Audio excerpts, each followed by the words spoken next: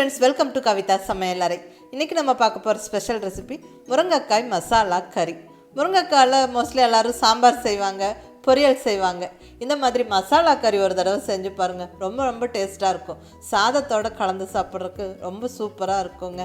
முருங்கைக்காயில நிறைய சத்துக்கள் இருக்கு, நல்ல அயன் சத்து இருக்கு, நிறைய விதமான விட்டமின் சத்துக்கள் இருக்கு. அடிக்கடி நம்ம உணவில் சேர்த்துக்கிறது ரொம்ப நல்லது. அதுவும் இந்த மாதிரி மசாலா கறி எல்லாம் செஞ்சால் ரொம்பவுமே நல்லா இருக்குங்க. ஒரு 2 முருங்கைக்காய் சேர்த்து இந்த மாதிரி ஒரு மசாலா கறி ஒரு தடவை செஞ்சு பாருங்கள், கண்டிப்பாக திரும்ப செய்வீங்க. இப்போ அருமையான முருங்கைக்காய் மசாலா கறி, மசாலா குழம்பு எப்படி செய்கிறதுன்னு பார்க்கலாம். ஒரு சிம்பிள் ஈஸி ரெசிபிங்க. நம்ம குயிக்காகவும் பண்ணிடலாம். வாங்க ரெசிபி எப்படின்னு பார்க்கலாம்.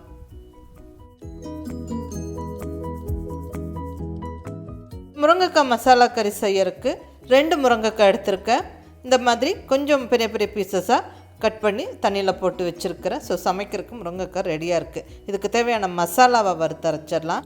ஃபஸ்ட்டு ட்ரை ஸ்பைசஸ், 1 பீஸ் பட்டை, 2 கிராம்பு, 1 டீஸ்பூன் சீரகம், 1 டீஸ்பூன் சோம்பு,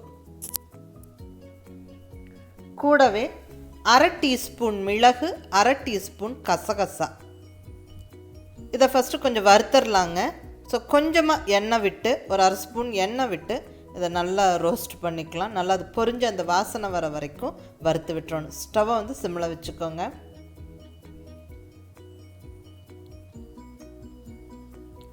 அடுத்தது இதுலேயே 1 துண்டு இஞ்சி, ஒரு 6-7 பல் பூண்டு, 10-15 சின்ன வெங்காயம்.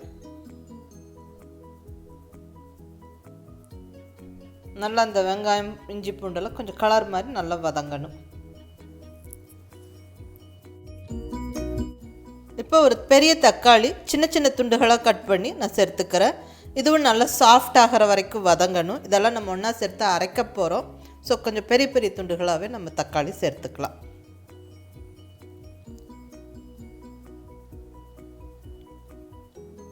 இப்போ தக்காளி ஓரளவுக்கு நல்லா சாஃப்டாக வதங்கிடுச்சு.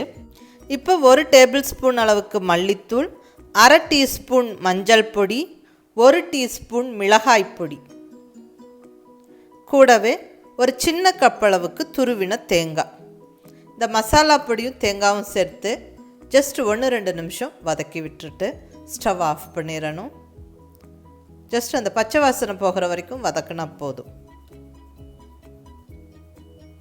அந்த மசாலாலாம் ஒன்று சேர்ந்து வரணும், அவ்வளோதான்.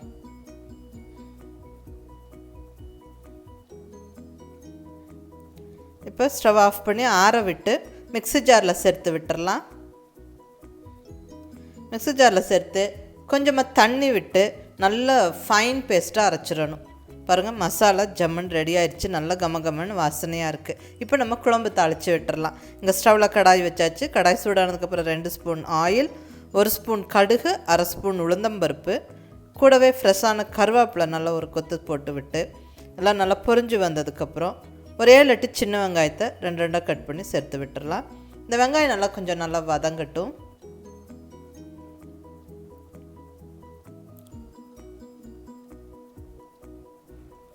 இப்போ அரைச்ச மசாலா விழுதை சேர்த்து விட்டுடலாங்க. கூடவே நல்லா தேவையான அளவு தண்ணி சேர்த்துக்கணும். நம்மளுக்கு குழம்பு எவ்வளோ தேவையோ அந்த அளவுக்கு தண்ணி பார்த்து சேர்த்துக்கங்க. நல்லா கலந்துடலாம். குழம்பு எவ்வளோ தேவையோ அந்த அளவுக்கு தகுந்த மாதிரி தண்ணி விட்டு நல்லா கலந்துக்கங்க. இப்போ தேவையான அளவு உப்பு, குழம்புக்கு எவ்வளோ உப்பு தேவையோ அந்த அளவுக்கு உப்பு சேர்த்து விட்டு நல்லா ஒரு வாட்டி கலந்து விட்டுறலாம். இப்போ லிட்டு வச்சு க்ளோஸ் பண்ணி நல்லா குழம்பு ஒரு கொதிக்க விடலாம். நல்லா அந்த மசாலா ஃப்ளேவர் போய் குழம்பு வாசனை வந்ததுக்கப்புறம் இப்போ நம்ம கட் பண்ணி வச்சுருக்கிற முருங்கைக்காய்களை சேர்த்துடலாம். இங்கே 2 முருங்கைக்காய் அந்த மேலால் இருக்கிற நாறுகளை கொஞ்சம் எடுத்து விட்டுட்டு கட் பண்ணி தண்ணியில் போட்டு வச்சுருந்தேன். ஸோ இப்போ இந்த முருங்கைக்காய்களை நான் சேர்த்து விட்டுறேன்.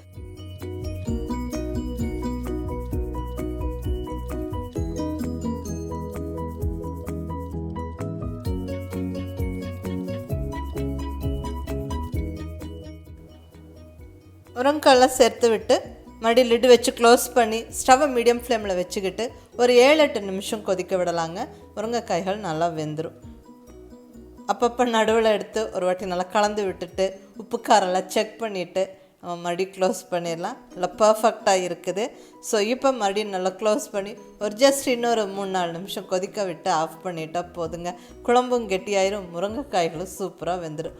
பாருங்கள், நல்ல கமகமன்னு வாசனையோட ஜம்முன்னு நம்ம முருங்கைக்காய் மசாலா கறி ரெடி ஆகிடுச்சு. இப்போ கையளவு கொத்தமல்லி இலை தூவி விட்டு கிளறி விட்டு எடுத்துக்கிறேன். அவ்வளோதாங்க, சூப்பரான முருங்கைக்காய் கறி. சும்மா 2 முருங்கைக்காய் வச்சு அழகாக பண்ணியாச்சு. ரொம்ப நல்லாயிருக்கும். சாதத்தோடு கலந்து சாப்பிட்றதுக்கு ஒரு எக்ஸலண்ட் ரெசிபி இது. மிஸ் பண்ணாமல் ட்ரை பண்ணி பாருங்கள். இந்த சிம்பிள் ஈஸி ரெசிபியை எப்படி இருந்துச்சுன்னு உங்கள் ஃபீட்பேக் சொல்லுங்கள். பிடிச்சிருந்தால் லைக் பண்ணி ஷேர் பண்ணி கமெண்ட் பண்ணுங்கள். கவிதா சமையலறை சப்ஸ்கிரைப் பண்ணி என்னோடய மற்ற ரெசிபிஸும் வீடியோஸும் பாருங்கள். தேங்க்யூ.